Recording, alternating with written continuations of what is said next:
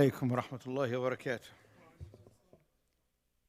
إن الحمد لله نحمده ونستعينه ونستغفره ونتوب إليه ونعوذ بالله من شرور أنفسنا ومن سيئات أعمالنا. من يهده الله فلا مضل له ومن يضلل فلا هادي له، وأشهد أن لا إله إلا الله وحده لا شريك له، وأشهد أن محمدًا عبده ورسوله. يا أيها الذين آمنوا اتقوا الله حق تقاته ولا تموتن إلا وأنتم مسلمون.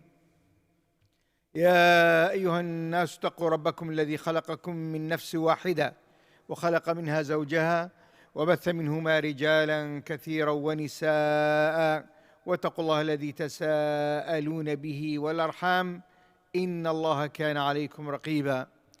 يا أيها الذين آمنوا اتقوا الله وقولوا قولا سديدا يصلح لكم أعمالكم ويغفر لكم ذنوبكم، ومن يطع الله ورسوله فقد فاز فوزا عظيما. أما بعد، فإن خير الحديث كتاب الله، وخير الهدي هدي محمد صلى الله عليه وعلى آله وسلم، وشر الأمور محدثاتها، وكل محدثة بدعة، وكل بدعة ضلالة، وكل ضلالة في النار. وبعد. Last week, alhamdulillah Rabbil Alameen, we spoke about the importance of marriage, and I touched at the end of the lesson about the ruling of the marriage, when it is obligatory, when it's permissible, when it is mustahab. So I'll go through this inshallah tonight. Then after that I'll go through all the rules related to the engagement, which is بالعربي الخطبة inshallah ta'ala. So we'll start with the ruling on the man and the woman regarding marriage. Could the sisters in the other place, inshallah, go upstairs? Jazakumullah khair. Now, when the Nabi sallallahu alayhi wasallam said in the authentic hadith, يا معشر الشباب من استطاع منكم الباءة فليتزوج فإنه غض للبصر وأحفظ للفرج ومن لم يستطع فعليه بالصوم فإن صوم له وجاء. O youth, the one who can afford marriage, then let him get married, and if he cannot, then let him fast.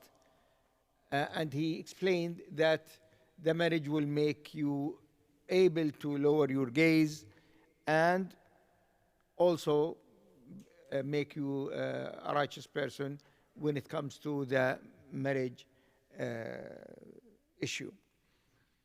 Now, when the scholar discussed this, they said, okay, now we'd like to understand the hadith of the Prophet alayhi salatu wasalam. What this word al-ba'a means. So some of them, they said, al-ba'a means that the ability to spend on the wife. And others, they said, no, al-ba'a means that he has the ability to get married. So there is two explanations. And other scholars, they said, actually, the hadith means the two things. Why? They said, originally, the men in general, we are expecting that they are able to get married. So they have the ability. Allah subhanahu wa ta'ala created them like this. So the majority of men, they have the ability. So you'll find rare cases that the man cannot get married. He doesn't have the ability. But when it comes to the ability to spend on, then there is differences. So the hadith, as they said, many of the scholars, they said, it covers both actually. It covers, you need to be personally, physically able to get married, and also you need to be able to spend on your wife. And Imam Ibn Hajar al-Asqalani, he said, even those who think that the hadith only talks about the ability to spend, and ignoring that the man can actually being able consume the marriage in itself.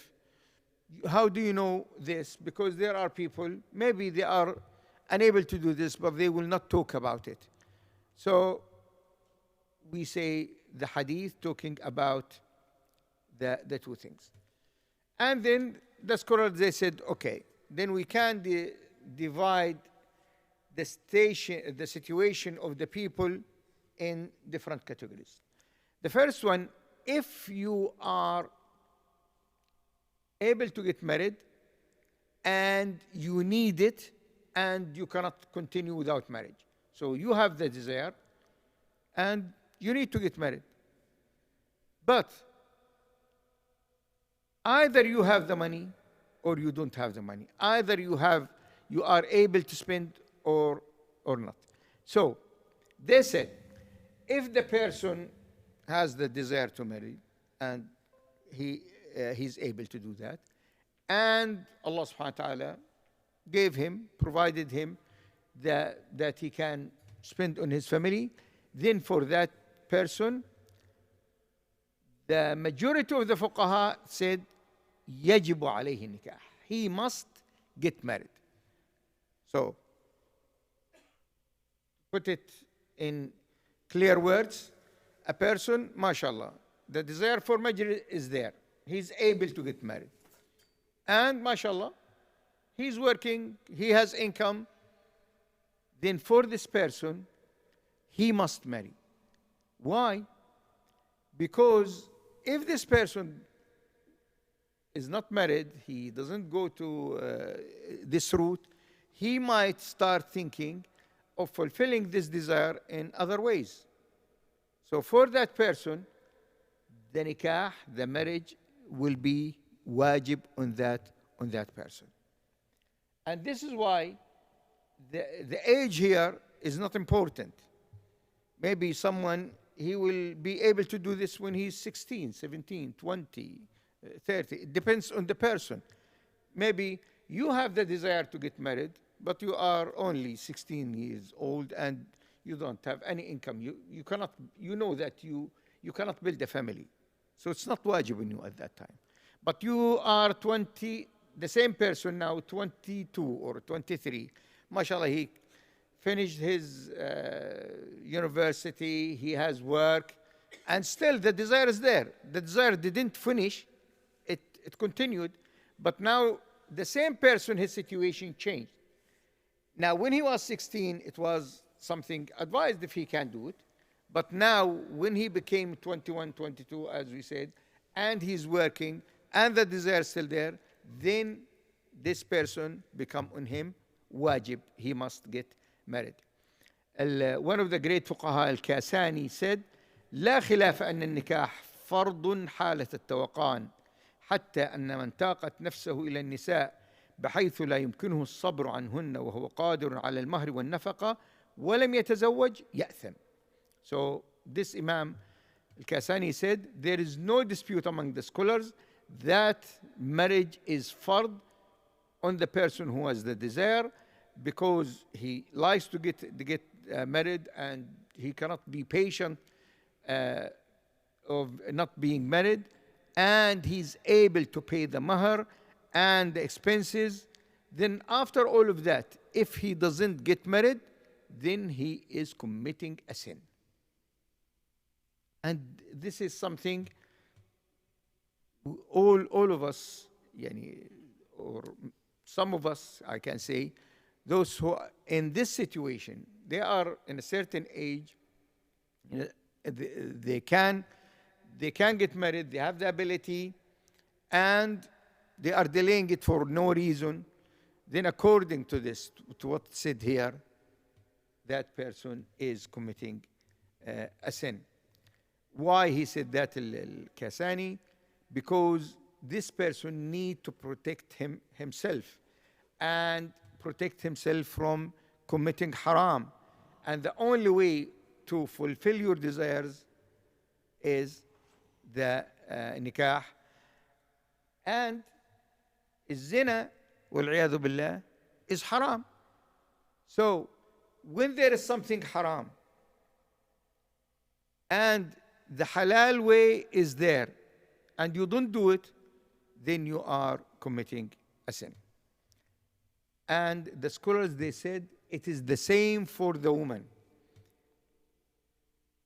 It is obligatory on the woman if she's in the age of marriage and there is right person came and asked for her to get married, and if there is no reasonable reason to say no, then if she continued to say no, without a reason, then she is committing a sin.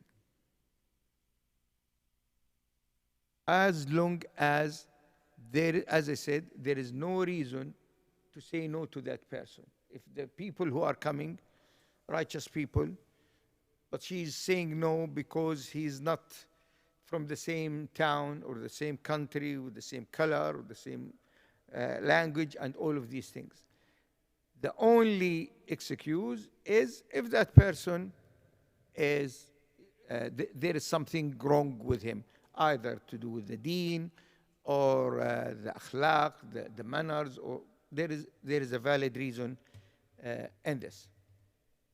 Now, if there is a person, he is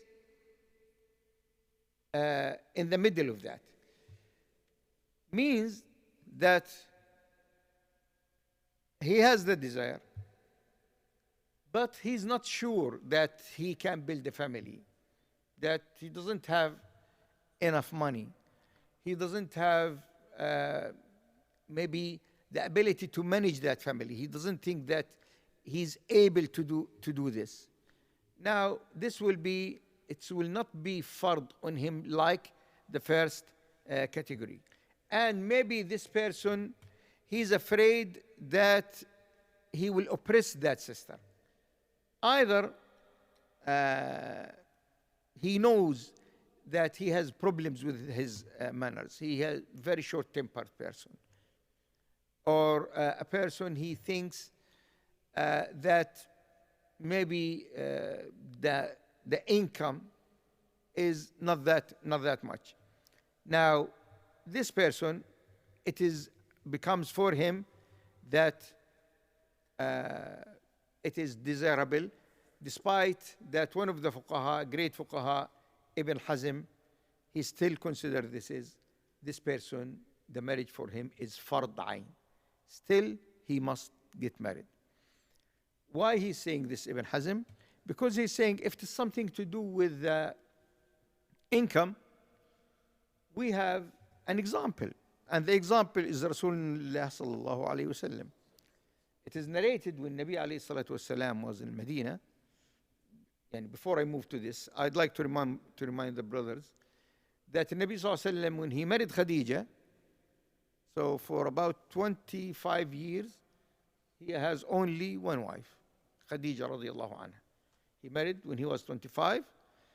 Then when he became prophet at age 40, she supported him and lived with him after that 10 years. Then she died in the year 10 of Ba'athat Nabi alayhi salatu. So 25 years, Nabi sallallahu alayhi wa sallam has only one wife. Then Nabi sallallahu alayhi wa sallam moved to Al-Madinah and he married different wives there. And Aisha radiallahu anha mentioned the hadith that sometimes there are days, weeks, months, and what we have only in the house is the two black things. This is what she said. Al-aswadan, al-tamr wal-ma. This is what they have. Only water and dates. And another hadith said, sometimes there are weeks, there is no fire in the house of the Prophet ﷺ. Means that they didn't cook. Subhanallah. Yani just imagine any of us now that not 1 week, if 2-3 days and your mom or your wife didn't cook, there's a big problem. But the Nabi sallallahu alaihi wasallam lived, and there is weeks, and there is no cooking in the house of the Prophet sallallahu alaihi wasallam, because there's nothing there. So the scholars who are with this opinion saying, yani, if yes, you have the desire, but you don't have enough money, they say, leave this to Allah subhanahu wa ta'ala, because the Nabi sallallahu alaihi wasallam, he is our role model. He is قدوتنا عليه الصلاة والسلام. And he has this, he doesn't have enough money, but he married. And there is other hadith that a man came and he'd like to get married, and he asked the Nabi sallallahu alaihi wasallam, what do you have? He said, I have no money. He said, التمس ولو خاتما من حديد. Find for the mahar, even if it is a ring of iron. And what's the ring of iron? Maybe at that time, 1p or 5p. So this is what he has, that one. And another one, Nabi sallallahu alaihi wasallam asked him, what do you have? And he said nothing. And he said, do you memorize any of the Quran? He said, yes. He said, زوجتك بما تحفظ من القرآن. I accepted your marriage with what you have of the Quran. This means that to have enough money at the time of the marriage is not a condition to make this marriage valid. So these type of scholars, they are saying, even if you don't have enough money, but you're able to work, you can do some work, then go for the marriage, because the harm which might happen because you are not married be more than the situation of not having enough money. There are other scholars, they said this is fard kifaya. If some do it, then it will not be obligatory on the other people, but this opinion is not too strong. There is another opinion of the scholars, they said it is something mubah. And when we say mubah, it is permissible. You can have it, you don't have it. And again, this opinion, yes, they have some ayahs, their understanding that it is mubah, because Allah subhanahu wa ta'ala said, وَأُحِلَّ لَكُمْ مَا وَرَاءَ ذَلِكَ. It is halal for you to get married. So Allah subhanahu wa ta'ala didn't say it is fard. But when we look at many of the hadith, we'll find that the way that the Nabi sallallahu alaihi wasallam dealt with this matter, and the Sahaba ridwanullahi alayhim, we'll find that all of them, they used to get married when they are in this situation. And there is a hadith here عن شداد بن أوس رضي الله عنه وكان قد ذهب بصره قال زوجوني فإن رسول الله صلى الله عليه وسلم أوصاني أن لا ألقى الله وأنا أعزب. So Shaddad ibn Aus, one of the great Sahaba, he narrated many of the hadith in Nabi sallallahu alaihi wasallam. He was a little bit old and he lost his sight. So he said, find me a wife, because Prophet Muhammad sallallahu alaihi wasallam advised me that don't meet Allah subhanahu wa ta'ala while you are unmarried. Subhanallah al-Azim. And you look to the wasiyah that the Nabi sallallahu alaihi wasallam said to Shaddad ibn Aus, that don't be in a situation that you are unmarried. As long as you are able to do that, then get married. Mu'adh radiyallahu anhu, when he was sick, and he was sick, and his sickness was for a long time, and he said, زوجوني إني أكره أن ألقى الله أعزبا. Find me a wife, because I don't like to meet Allah subhanahu wa ta'ala unmarried. This is a great Sahabi, and Mu'adh will not say this from himself. Definitely he heard something from the Prophet sallallahu alaihi wasallam. And Maysara said, قال لي طاووس لتنكحن أو لأقولن لك ما قال عمر لأبي الزوائد ما يمنعك من النكاح إلا عجز أو فجور.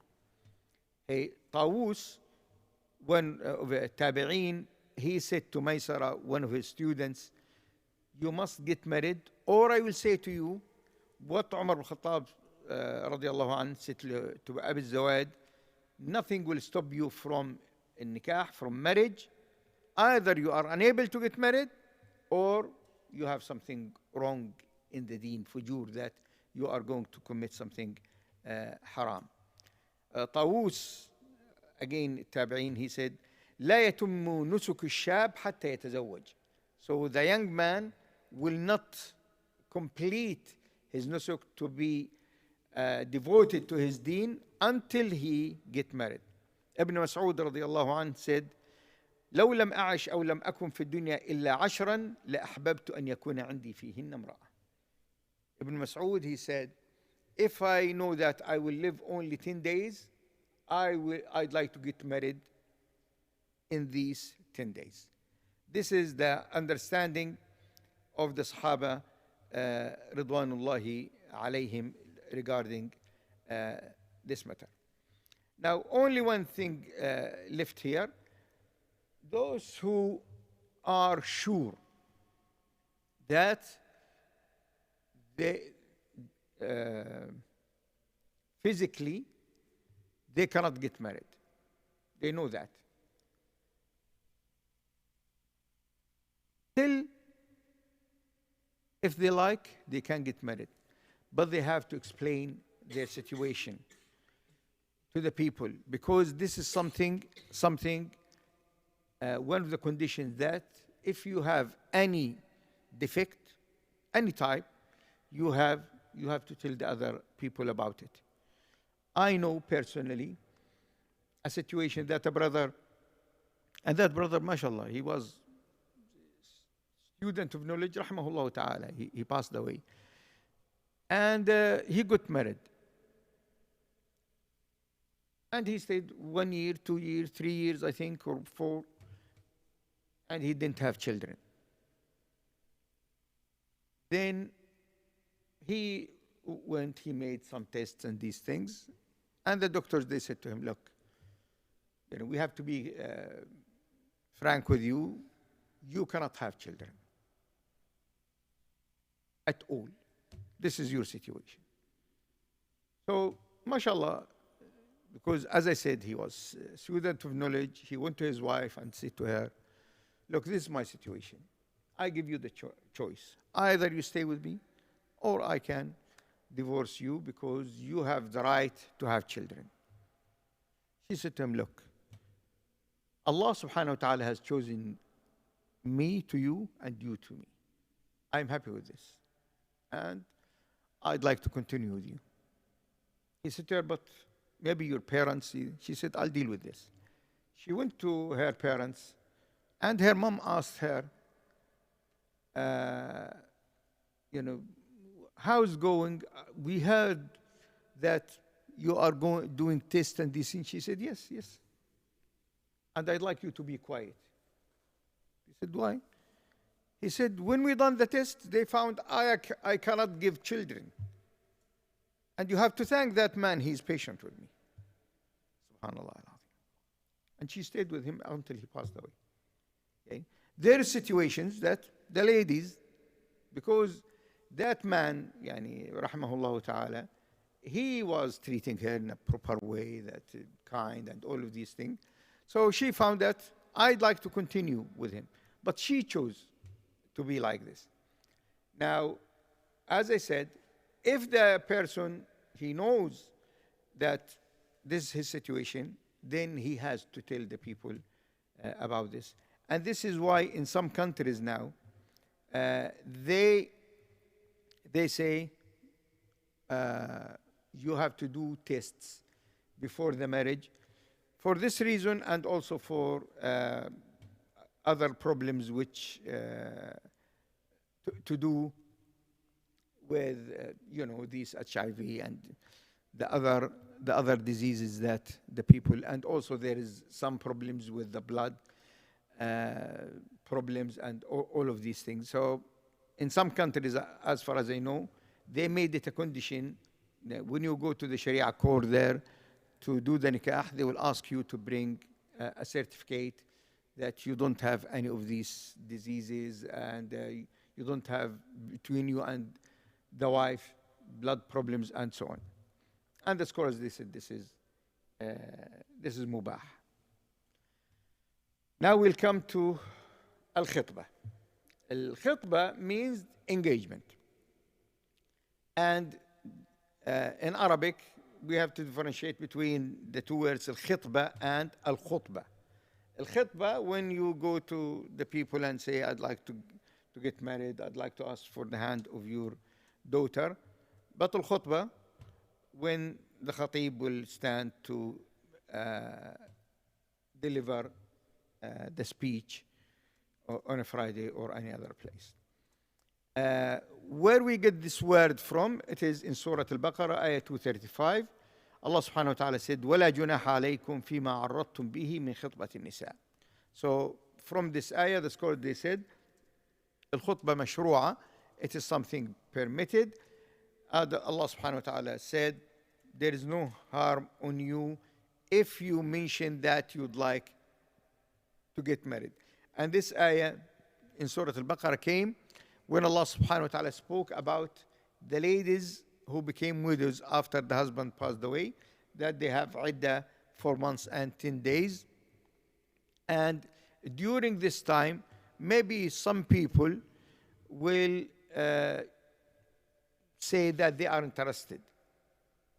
So in this ayah, which we'll come to it inshallah later, but in this ayah saying that, okay, you can mention that you are interested by yourself or by another person, but you cannot do any of the procedure of the marriage during that time, during the time of that. And the scholars who said this is something mustahab, Nabi sallallahu alaihi wasallam, he made the khutbah of Aisha from Abu Bakr as-Siddiq radiyallahu anhu. So Abu Bakr as-Siddiq radiyallahu anhu, he said to him, we are brothers. He said to him, yes, you are my brother in the deen, but when it comes to marriage, no, she is halal and I can marry her. And this is narrated in Bukhari. And in the Sahih that the Nabi sallallahu alaihi wasallam also, he asked for the hand of Hafsa radiyallahu anha. Now, originally, that the man will ask for the hand of the girl, ask for the marriage. But there is no harm in the Sharia that you can, as a father of a lady, of a girl, to talk to someone to marry your daughter.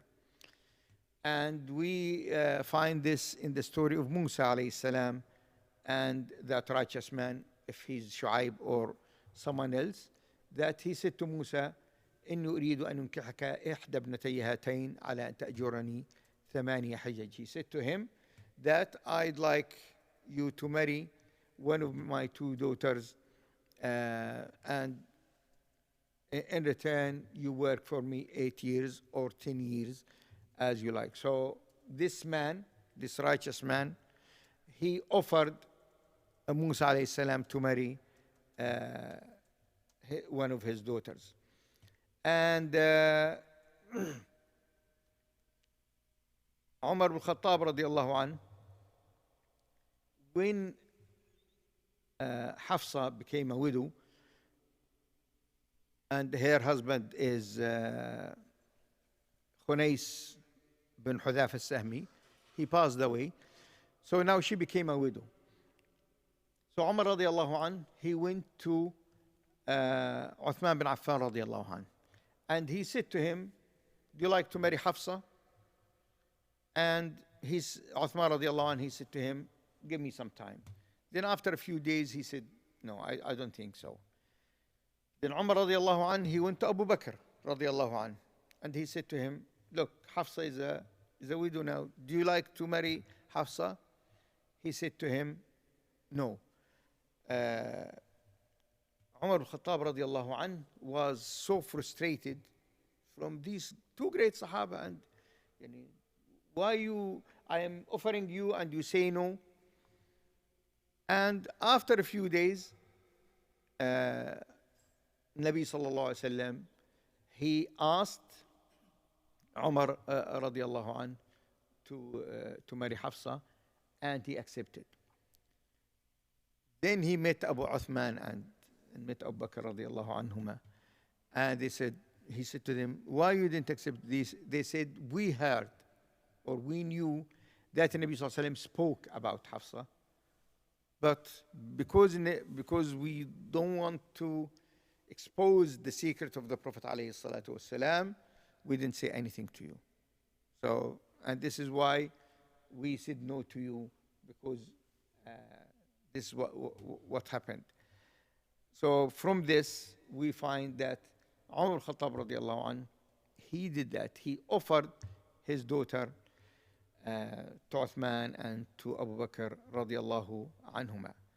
And the people of knowledge, they said, يسن للولي عرض موليته على ذوي الصلاح كما فعل شعيب بموسى وعمر بعثمان ثم أبي بكر رضي الله عنهم. It is from the Sunnah to the guardian of the girl to offer the people, the righteous people, his daughter, as Shu'aib did with Musa, and Umar with Uthman, and Abu Bakr radiallahu anhum ajmain. And I'd like to point here something I noticed while I am studying the seerah of the Sahaba ridwanullahi alayhim.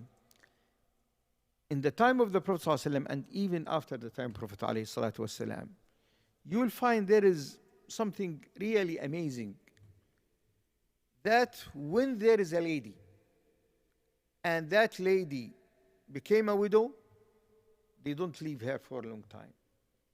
Just after the iddah, you'll find her get married. They will find her a man, because they don't want to leave these ladies alone by themselves, and no one to support them, no one to look after them. And also they don't want the people start talking about them, because in these small communities, when there is a lady, especially if she's still young and became a widow, then when she goes out or something, the people start talking sometimes. So to eliminate this, you will find that it is very rare that there was a lady in the time of these Sahaba radiyallahu alayhim, she became a widow and she stayed a widow, or she died as a widow. No.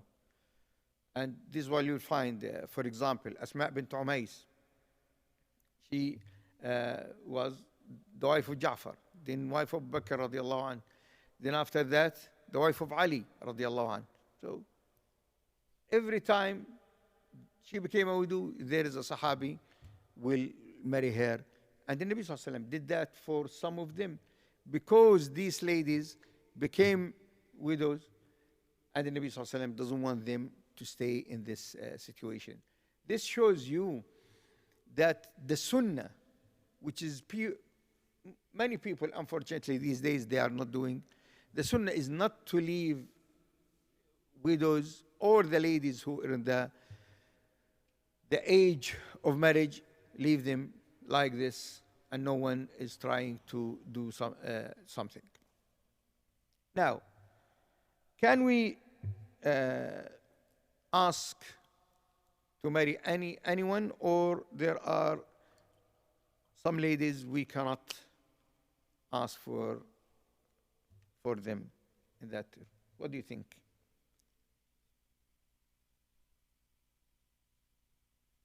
I'd like to wake you up, brothers. What do you think? Yes, we can marry the people of the book, yes? Are there ladies we cannot ask for their hands? Mushrikeen, mashallah. Relatives. المحرمات, you need. المحرمات من النساء. نعم. And there is one more. Atheist, mushrik. Yes.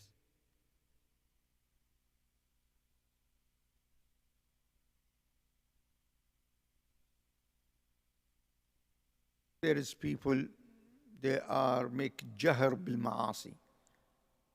Yani if there is people, they are doing the ma'asi, the disobedience of Allah subhanahu wa ta'ala, openly.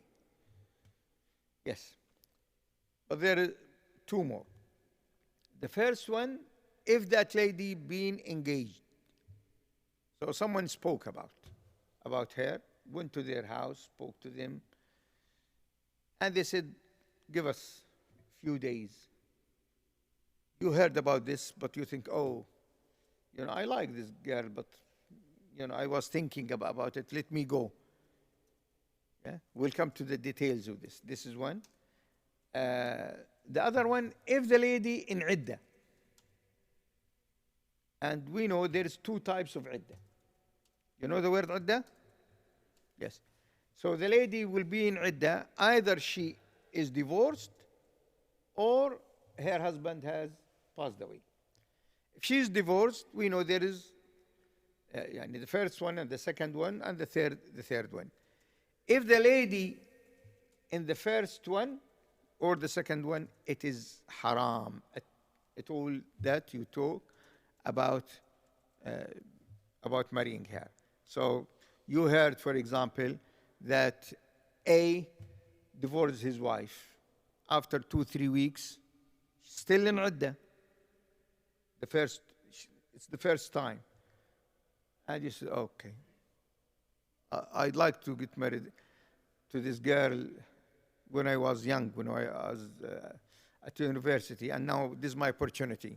Then you send someone to say, okay, talk to her. No, this is haram now. Why? Because the woman, in the iddah time, she still have the marriage rules. She's not finished. She will be finished if the 3 months passed and the man didn't ask her to come back again. The 3 months passed, yes, okay. After that you can do that. So if the divorce is the first one, the second one, the third one, the scholars, they have different opinions about this, but even many of the scholars, they said, even if she divorced for the third time, let her relax and don't do this, because even the husband who divorced her 3 times will be in a situation he doesn't want to see someone after a week of her divorce. She started to talk to other people about marriage. Let the iddah finish, then after that you can do. So this is for the divorce. Now, if it is to do with the widows, the ayah which I mentioned earlier, Allah subhanahu wa ta'ala said, وَلَا جُنَاحَ عَلَيْكُمْ فِي مَا عَرَّضْتُمْ بِهِ مِنْ خِطْبَةِ النِّسَاءِ. There is no harm in you if you mention the intention of marriage during that iddah.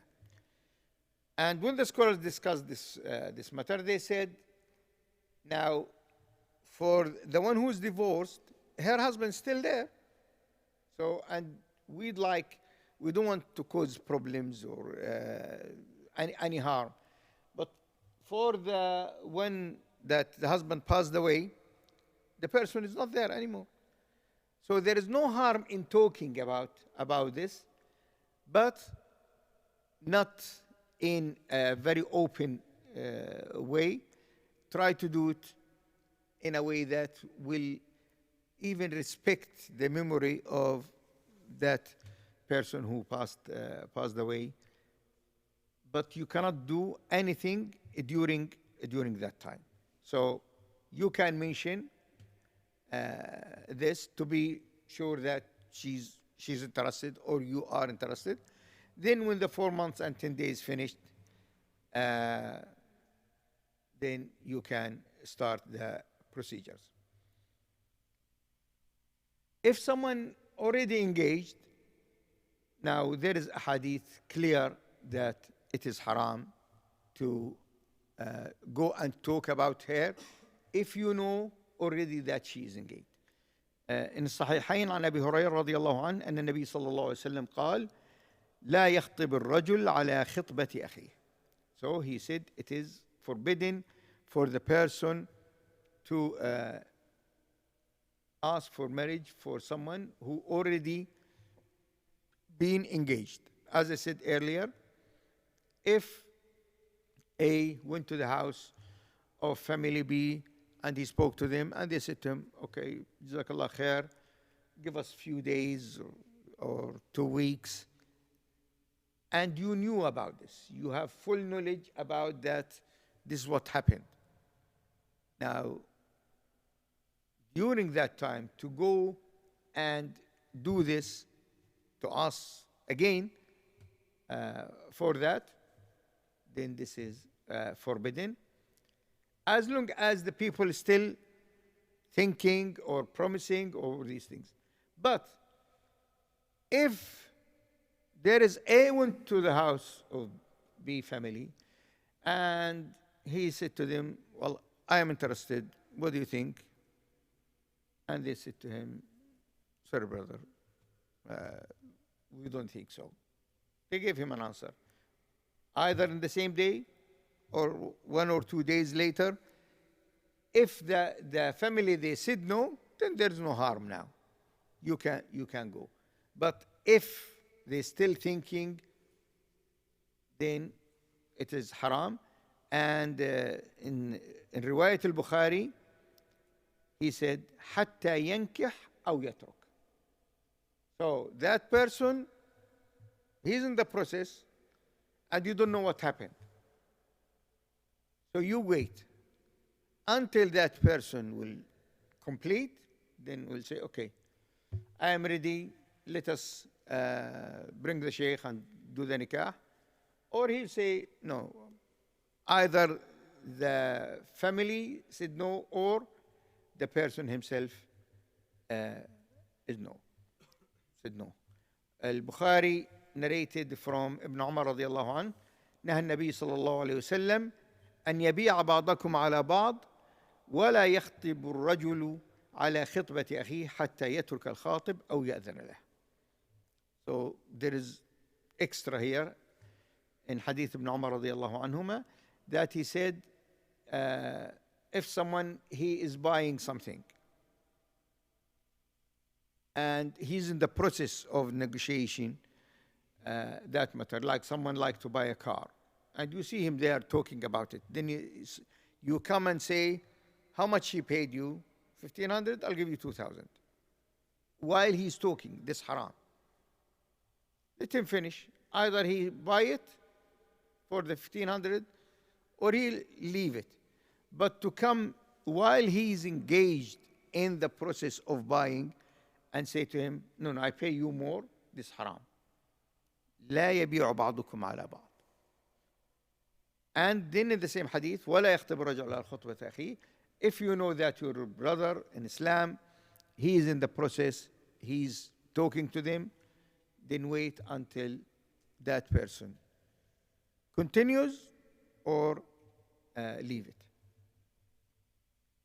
In another hadith in Muslim, النبي صلى الله عليه وسلم قال ولا يخطب على خطبة أخيه إلا أن يأذن له. So he knew that, as I said, A went there, and it took a long time, 1 month maybe, and nothing happened. He cannot see that A continues, or he doesn't want to continue. Then he might go and say to him, I heard that you went there. What do you like to do? Do you like to continue or not? He said, no, I don't want to continue. Okay. In this case, he can go and ask, inshallah ta'ala. Obviously, there is a wisdom behind this, because of 2 things. The first thing, that if A goes and then you go after that and say, okay, I'd like to marry this girl, you will say this, you try to say, I am better than that person. Because what's the point of going to them to say, I'd like to get married, and you know that the other person is there. You try to convince them that you are better.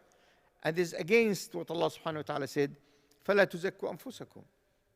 So it is haram in Islam to try to say, oh, I am better, I am, I can do things in a good way, and all of these things. And also, obviously, we'll say, why you would like to give your daughter to A. He is so and so and so and so. What you started to do here, ghiba, and the ghiba is haram. And if what you are saying now is lies, it becomes, as the Nabi sallallahu alaihi wasallam said, buhtan, yani more and more haram you are doing. And one of the scholars, he said, الخطبة على الخطبة عدوان. So it is type of aggression, because that person, he's in the process. You go and start talking about the same girl. Now you are now trying to take his right from him, and this is in Islam called udwan. That it is type of aggression. And Allah subhanahu wa ta'ala said, وَلَا تَعْتَدُوا إِنَّ اللَّهَ لَا يُحِبُّ الْمُعْتَدِينَ. Don't commit any type of aggression, because Allah subhanahu wa ta'ala doesn't like the aggressive people. And also this will be harm. And Allah subhanahu wa ta'ala said, وَالَّذِينَ يُؤْذُونَ الْمُؤْمِنِينَ وَالْمُؤْمِنَاتِ بِغَيْرِ مَا اكْتَسَبُوا فَقَدْ احْتَمَلُوا بُهْتَانًا وَإِثْمًا مُبِينًا. Those who harm the believer men and believer women without any right, then they committed a big sin. And Shaykh al-Islam ibn Taymiyyah رحمه الله قال الأئمة الأربعة اتفقوا في المنصوص عنهم وغيرهم من الأئمة على تحريم خطبة الرجل على خطبة أخيه.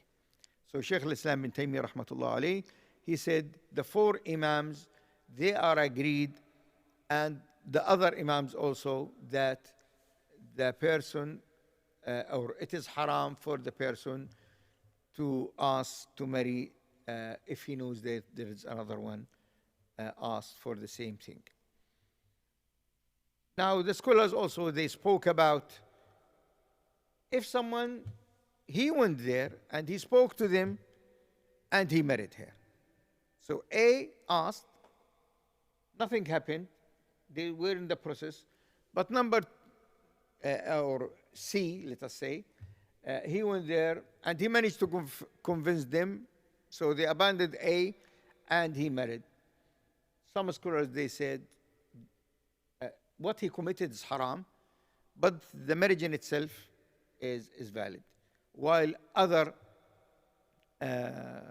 imams, like Imam al-Shafi'i rahimahullah ta'ala, he said, no, this marriage is not valid and it must be invalidated.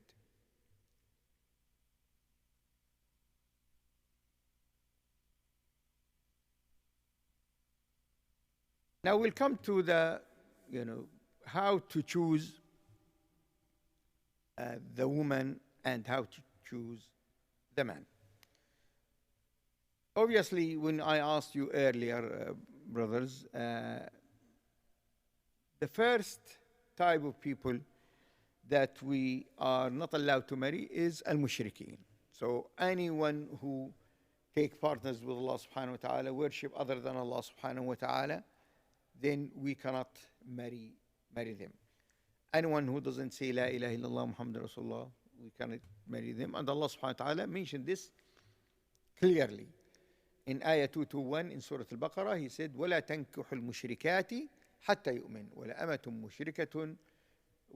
مُؤْمِنَةٌ خَيْرٌ مِّن مُشْرِكَةٍ وَلَوْ أَعْجَبَتْكُمْ وَلَا تُنْكِحُ الْمُشْرِكِينَ حَتَّى يُؤْمِنُوا وَلَا عَبْدٌ مُؤْمِنٌ خَيْرٌ مِّن مُشْرِكٍ وَلَوْ أَعْجَبَكُمْ أُولَٰئِكَ يَدْعُونَ إِلَى النَّارِ وَاللَّهُ يَدْعُو إِلَى الْجَنَّةِ وَالْمَغْفِرَةِ بِإِذْنِهِ وَيُبَيِّنُ آيَاتِهِ لِلنَّاسِ لَعَلَّهُمْ يَتَذَكَّرُونَ.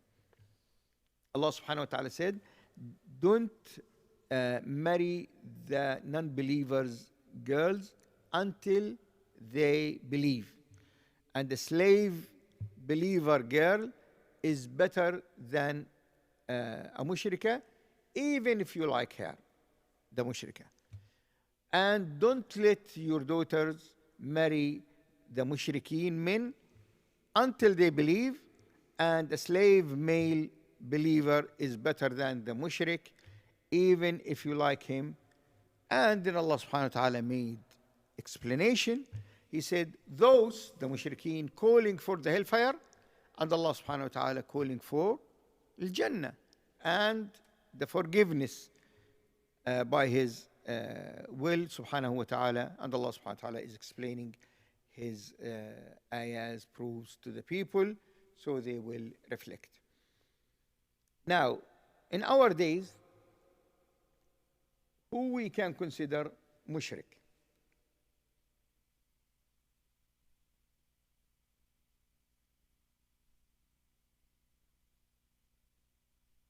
Hindus, Sikhs, Buddhists, yeah, all these, and there are the Baha'is.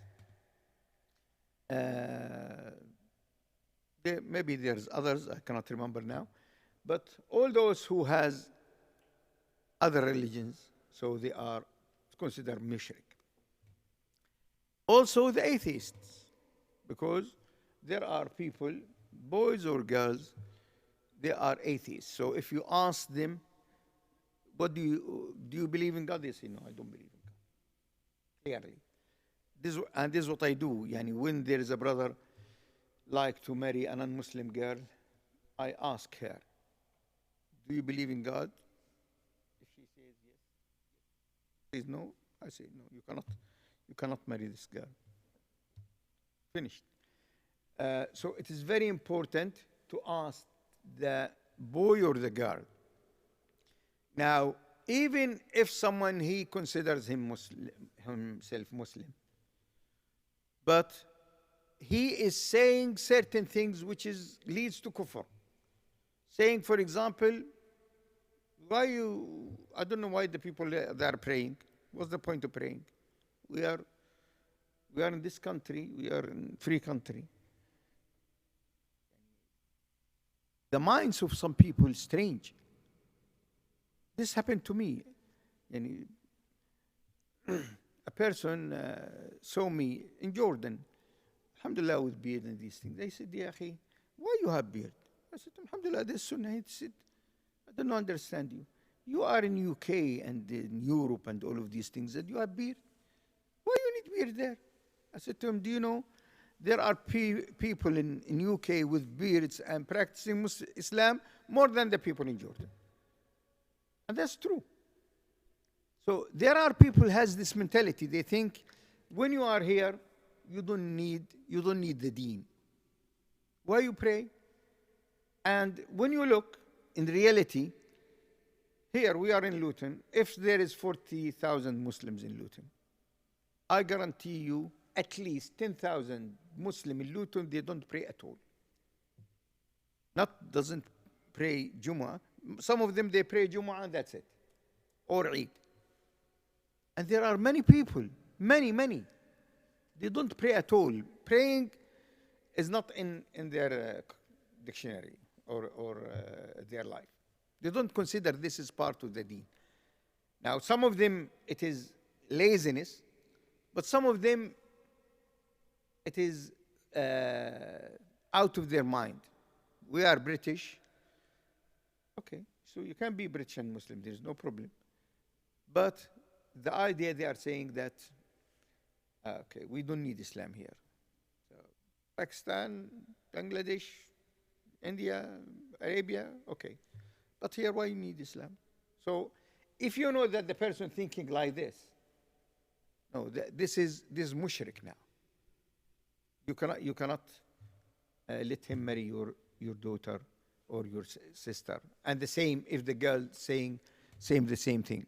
So if a girl, she's not wearing hijab, doesn't wear proper hijab, and you say to her, sister, why you don't? She say, Akhi, this hijab is old-fashioned now. Hijab is old-fashioned. Look, people, they are they are working and these things. It's a free country. This, accept me as I am. Either you accept me as I am, or I don't want to get married. Say to you, I don't want to get married. Finish. These type of people.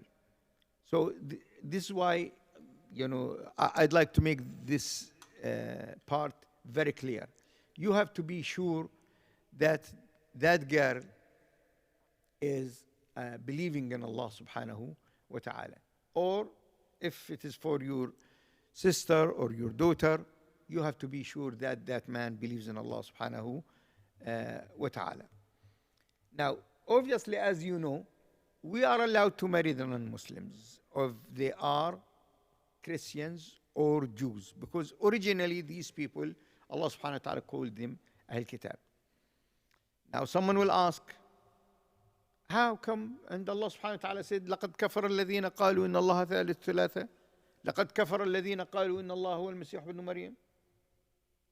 So Allah subhanahu wa ta'ala said in Surah Al-Ma'idah clearly, those who are saying Al-Masih Isa ibn Maryam, the son of God, is kuffar.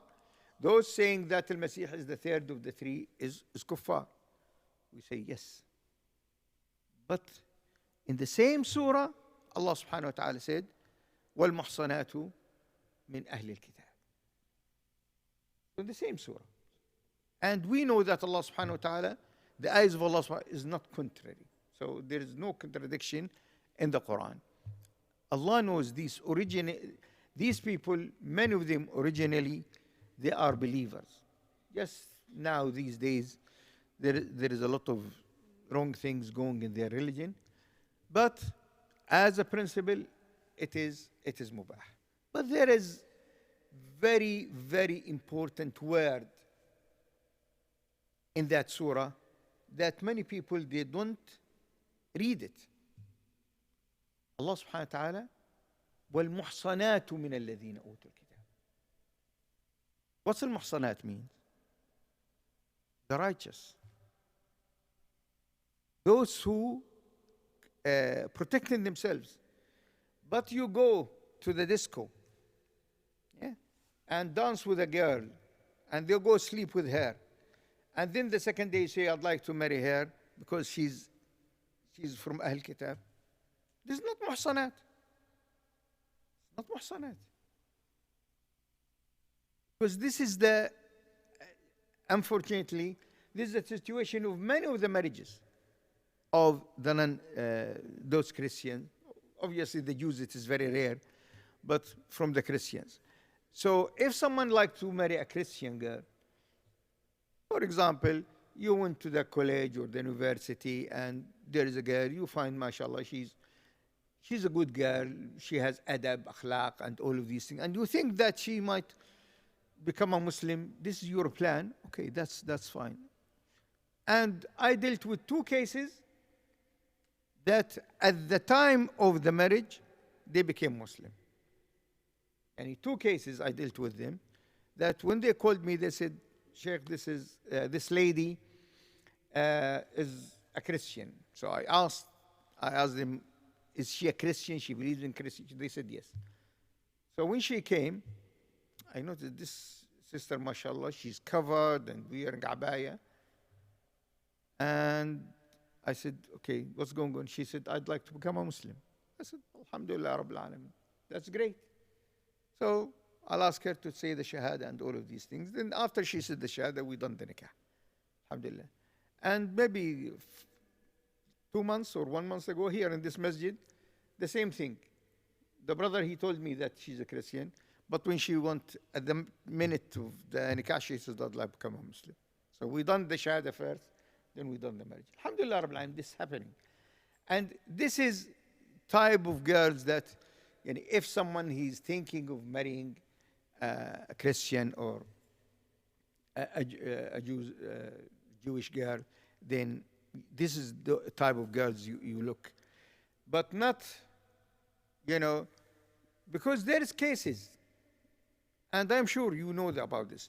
They live with her 3-4 months, and once a brother called me, Sheikh, we need to do nikah tonight.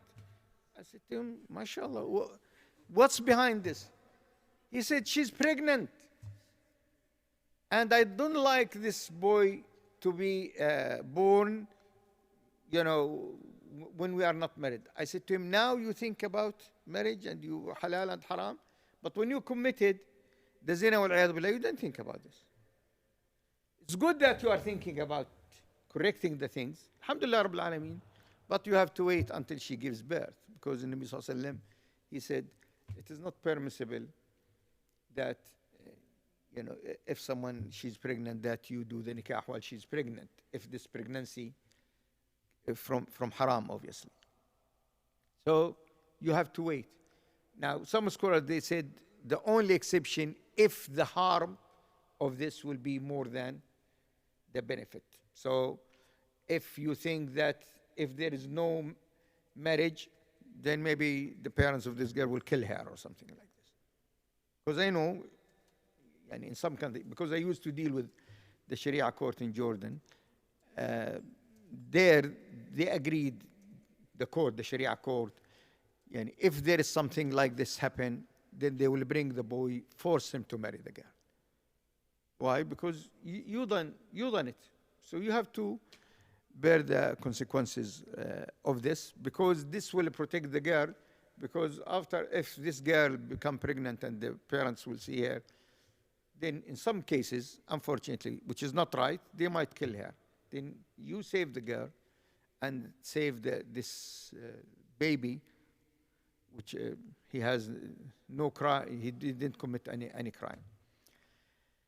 So remember these points. Now, we'll come to the Muslimah. And Nabi alayhi salatu wasalam, he gave us the guidance in this. And he said in the authentic hadith, تنكح المرأة لأربع لمالها ولحسبها ولجمالها ولدينها فاظفر بذات الدين تربت يداك. أخرجه البخاري ومسلم. That the woman will marry her for or all of them. Her wealth, her status, her beauty, and her deen. Then go for the one with the deen. Now, Alhamdulillah Rabbil Alameen, we can say there are many, Alhamdulillah, girls with taqwa and deen. And I pray to Allah subhanahu wa ta'ala to protect and help all those sisters who chose in these days to follow the deen of Allah subhanahu wa ta'ala. And my message to all these sisters, especially those who are coming to this course, barakallah fi kunna jami'an, because really for a girl to choose to follow Allah, the book of Allah and the sunnah of Rasulullah sallallahu alaihi wasallam, to wear modest clothes, some of them they have niqab, mashallah ta'ala. This is great because you prove that you control yourself. You don't let the environment to control you. So this is the most important thing. But now we are not saying that you don't think about the other things. But after the first thing, the first and the important thing is the deen. But if there is a girl, mashallah, she's practicing, and she's beautiful, and she's rich herself, or her parents rich, well, alhamdulillah rabbil alameen, khair ala khair. There is no harm at all in that. But the Nabi sallallahu alaihi wasallam, he said, look for the one who has the deen, insha'Allah ta'ala. Now, this particular thing that you look for the deen is very important. Why? Because we believe, and this should be all the time, that the deen is manhaj haya. Manhaj haya means way of life. In Islam is not a thobe for the man and the beard, and it's not only abaya and khimar for the girl. This is only part of the deen. But we believe that when you choose to be a practicing person, for a man with a beard, mashallah, with wearing thobe, and coming to the masjid, alhamdulillah, all these signs. But there are other things you need to practice. So this man who has these things, we consider that this will be the right person for marriage. Why? Because he will try to follow the Prophet ﷺ in the way that he dealt with his wife. He will be kind, he will be generous, he will be nice, and all of these things. And the same with the girl, that she'd like to follow the Sahabiyat Ridwanullahi ta'ala alayhinna.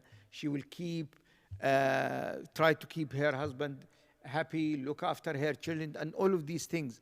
So I'd like everyone to understand this hadith and the other hadith about the men in this comprehensive understanding, that the man, yes, alhamdulillah rabbil alameen, he is practicing, but the practicing is not only coming to the masjid and the beard or thobe.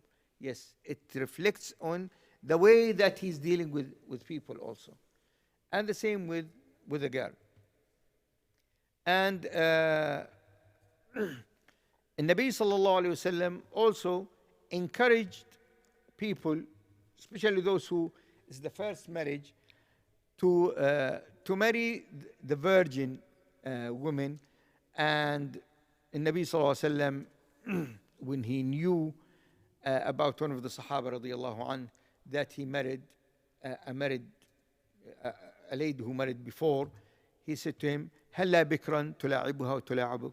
So why didn't marry a virgin that you play with each other? And Nabi sallallahu alayhi wasallam also, he praised the women of Quraysh. He said, خَيْرُ نِسَاءٍ رَكِبْنَ الْإِبِلِ صَالِحُ نِسَاءِ قُرَيْشٍ. The best women who's riding camels is the righteous women of Quraysh. أحناه على ولد في صغره. They are so passionate and kind to their children. وأرعاه على زوج في ذات يده. And they look after their husbands even if they are poor. And the Nabi sallallahu alaihi wasallam also advised us to marry the woman that you know from their family history that they give birth many children. So he said, تزوجوا الودود الولود فإني مكاثر بكم الأمم يوم القيامة. So marry the lovely woman and the one, those who give many children, because I will be proud of your number on the day of judgment. And you remember the hadith we mentioned last week. ما استفاد المؤمن بعد تقوى الله خيرا من زوجة صالحة إن أمرها أطاعته وإن نظر إليها سرته وإن أقسم عليها أبرته وإن غاب عنها نصحته في نفسها وماله. So a believer, after تقوى الله عز وجل, the only thing or the most things will benefit him is زوجة صالحة, righteous woman. If he order her, then she will obey him. If he looks at her, he will be pleased. And if he made oath that she will do something, she will fulfill his oath. And if he's away from her, then she will keep his honor, and also she keeps his wealth. We'll touch another two subjects quickly because I don't like to keep you a long time. Now, if you would like to get married, then in the procedure, it is permissible to look at the lady you'd like to marry her, and it is permissible for the lady to look at you. And عن أبي هريرة رضي الله عنه كنت عند النبي صلى الله عليه وسلم فأتاه رجل فأخبره أنه تزوج امرأة من الأنصار فقال له رسول الله صلى الله عليه وسلم أنظرت إليها؟ قال لا. قال فاذهب فانظر إليها. So he said, حديث النبي صلى الله عليه وسلم, that Abu Hurairah was with the Prophet صلى الله عليه وسلم when a man of Al-Ansar or a man, he said he married a woman of Al-Ansar. So Nabi Sallallahu Alaihi Wasallam, he said to him, did you look at her? He said, no. He said, go and look at her. And عن جابر بن عبد الله قال رسول الله صلى الله عليه وسلم إذا خطب أحدكم المرأة فإن استطاع أن ينظر إلى ما يدعوه إلى نكاحها فليفعل. If you ask to marry a lady and if you look to the things that will encourage you to marry her, then do that. And then Jabir, he said, فخطبت جارية فكنت أتخبأ لها حتى رأيت ما دعاني إلى نكاحها وتزوجها فتزوجت.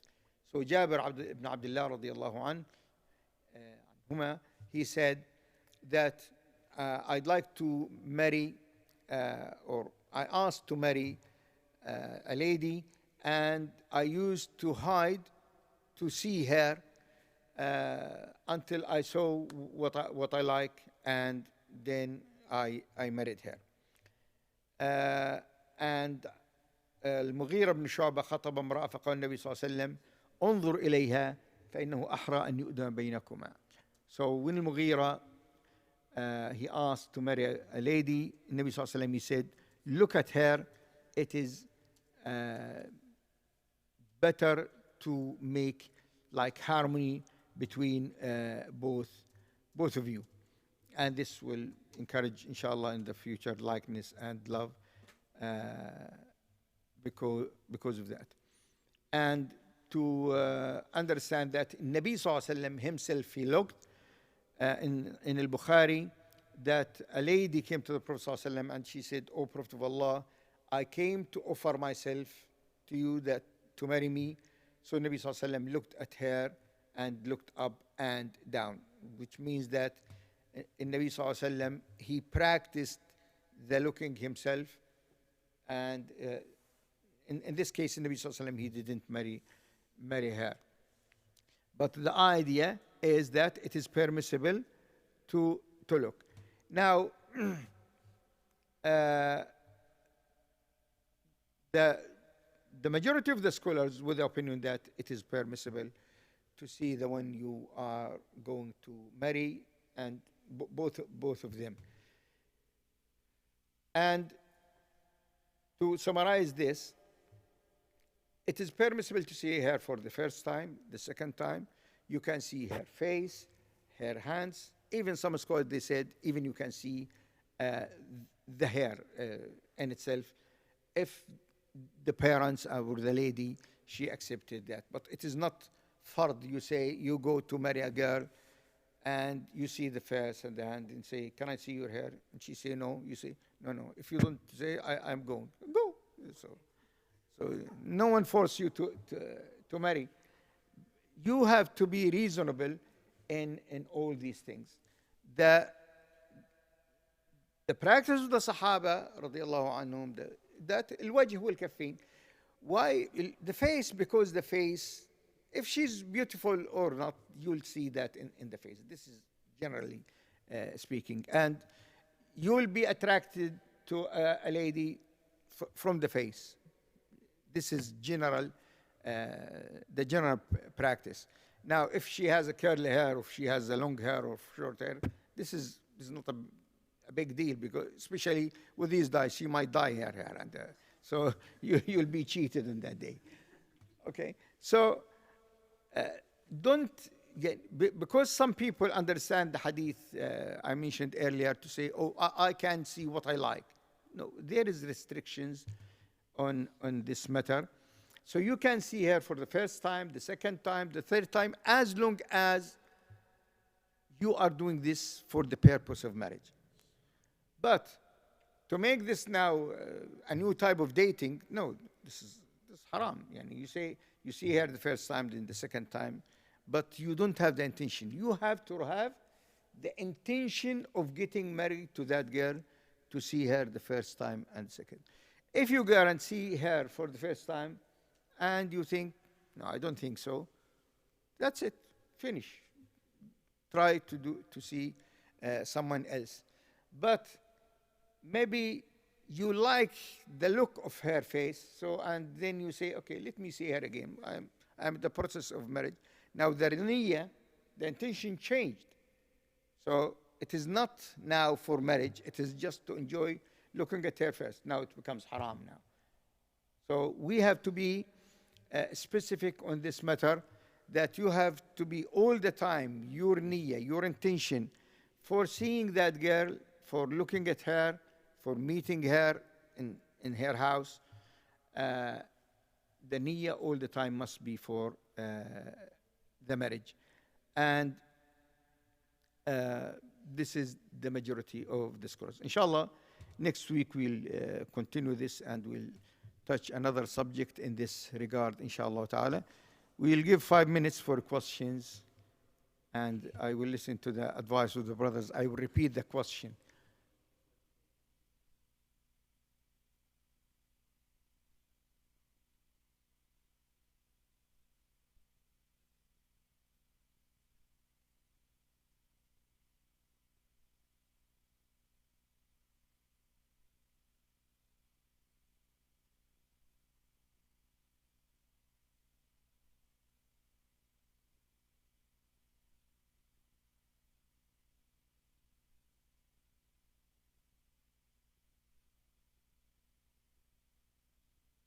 Because these people, they are forgetting the first part,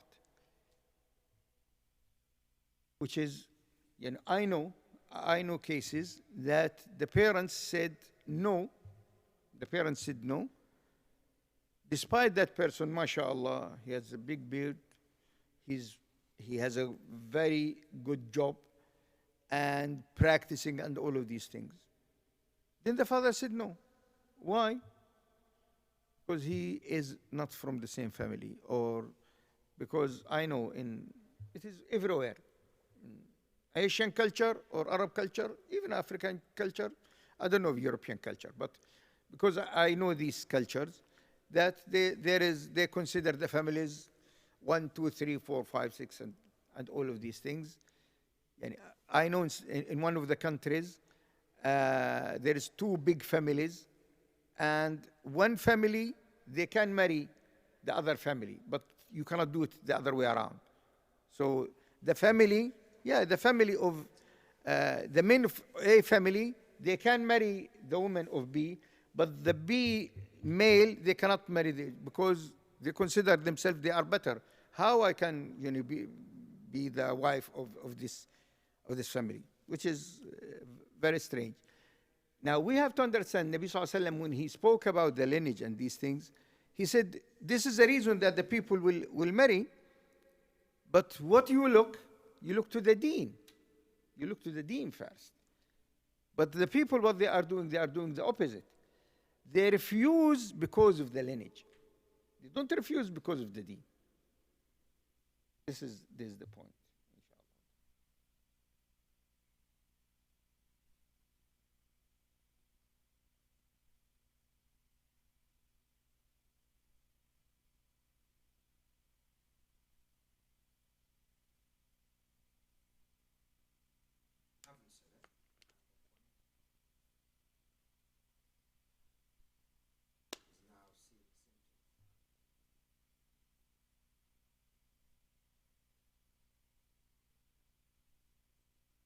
The brother asking, if there is a person has mental issues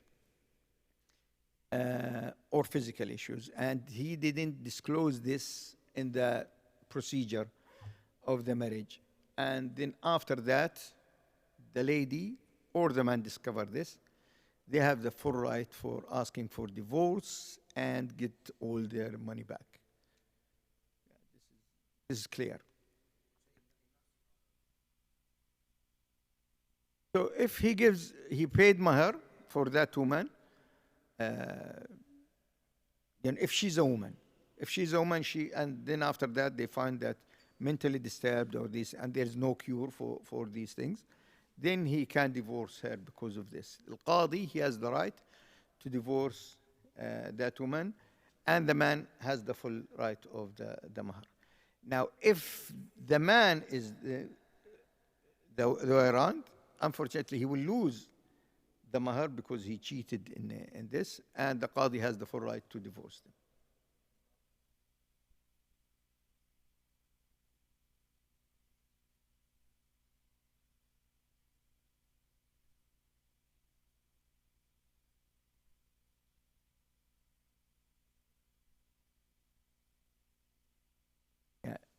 if you'd like to marry a Christian, because this is the most common here, that at the time of the marriage, you have to be sure that she's a Christian. You ask her clearly, are you a Christian? Do you believe in God?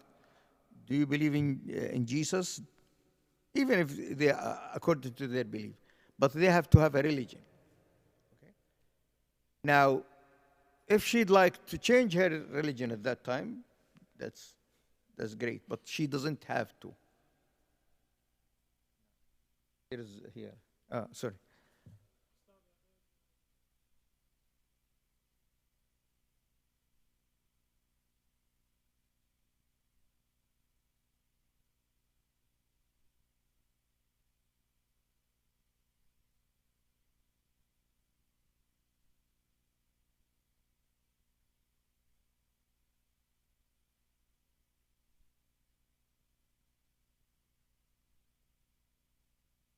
I didn't hear about this opinion, but I do, for example, myself. I say that to them about the raising up the children. I say the children must be raised as Muslims. And I have a case that the girl, she said, no, we share it. We let him with the children go to the church and go to the masjid. I said no. And I canceled the marriage. But this, because the upper hand of the law, if we'd like to apply this is for Muslim and non-Muslim. You know, that the Muslim woman, if she divorced, she take the children and all of these things. It's not particular for the woman, the Christian woman. If she's a Muslim woman or Christian woman, in this country they have the same thing. But I'll check this. But this is my current opinion on this. I'd like to give others didn't ask.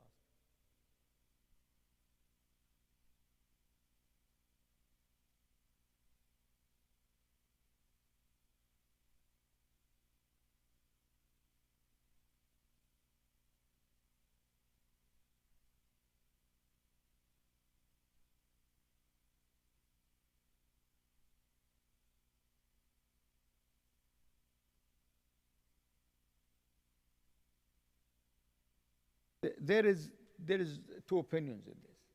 There is, as I said earlier, I know there is in some countries, and they are practicing this. They are accepting the marriage, even if she is pregnant. Let me repeat the question. I forgot that. So the brother, he said, if there is a girl, she's pregnant, and marrying her is not permissible until she gives birth. So my answer is, there is two opinions in this. One opinion that it is totally forbidden, that we have to wait, because Islamically this child is not your child as a man. It doesn't belong to you Islamically. But in some countries, and I know this practice as I know in Jordan, I think the same in Egypt, that they chose to validate this marriage to protect the society from a big harm, because the people, they might do something strange. Now, if there is people came to me, for example, and say, we'd like to get married at this point, my answer now, I will say no, unless they gave me reasons, explanation at these things, that if this doesn't happen, there will be a big problem, then I will accept it. But I'll explain to them that this, Islamically, this boy or girl doesn't belong to you.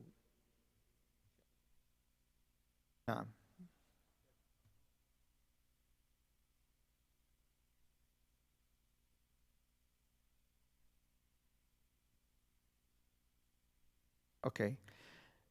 Even in the time of the Sahaba, Ibn Umar radiallahu anhuma was with the opinion that we don't accept the marriage of Ahl al-Kitab. So there is opinions about marriage of Ahl al-Kitab. And now, the people of Ahl al-Kitab now, they are not practicing. But my answer to this, that they are saying these people who are not the same as before, I say no. Because the people, yes, in their practices changed, but the belief is the same. And Allah subhanahu wa ta'ala, He said that they're saying Isa ibn Allah, the Son of God, and they say Isa thalith thalatha, the third of the third. So the belief is the same. The practice has changed as the practice of the Muslims.